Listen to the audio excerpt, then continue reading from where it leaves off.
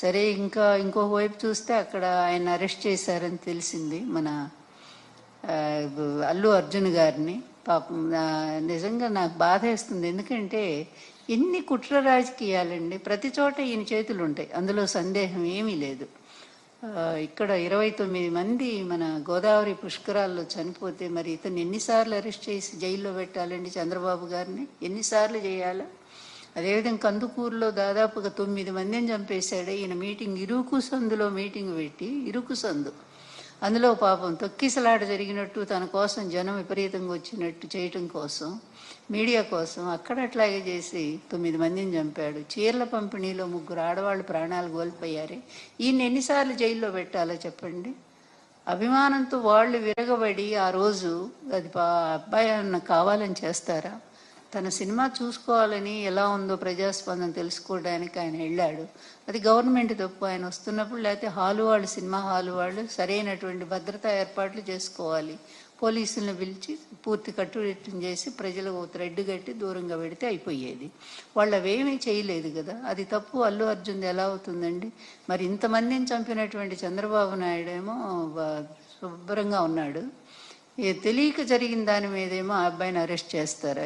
ఎంత దుర్మార్గం! ఇట్లాగే ఉంటాయి. చంద్రబాబు అక్కడ ఆయన శిష్యుడు ఇద్దరే కదా, మరి ఇద్దరు 2 రాక్షస పాలన చేస్తూ ఉన్నారు, ఆ రాష్ట్రంలో ఈ రాష్ట్రంలో కూడా. అందువల్ల ఏదైనా దేనికైనా ఒక అంతిమం అనేది ఒకటి ఉంటుంది. తప్పనిసరిగా రైతులకు అన్యాయం చేస్తున్నటువంటి ఈ ప్రభుత్వం తొందరలోనే దాన్ని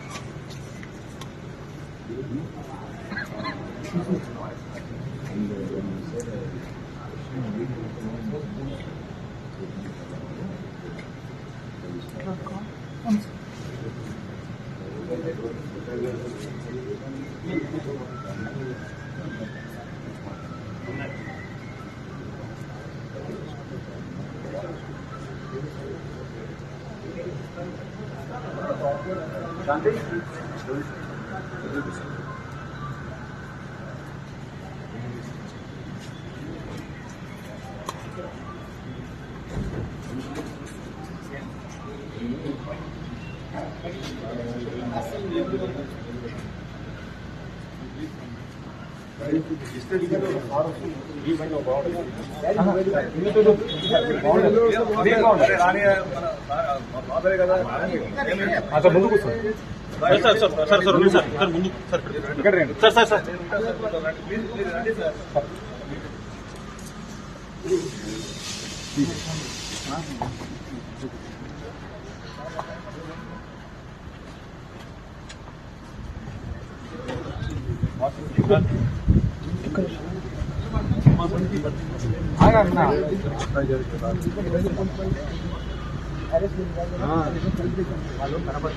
బాగుంటది అందుకనే అన్న మీరు మళ్ళీ ఎందుకు రాస్తుంటారు. ఇంకా ఏ క్రెడిట్ వచ్చినా రాని నా చేతిలో ఉండాలి.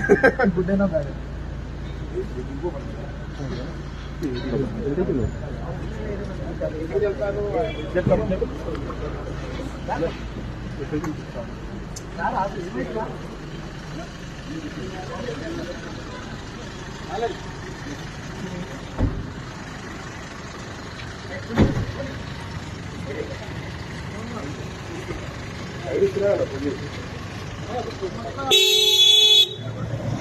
పాట కూడా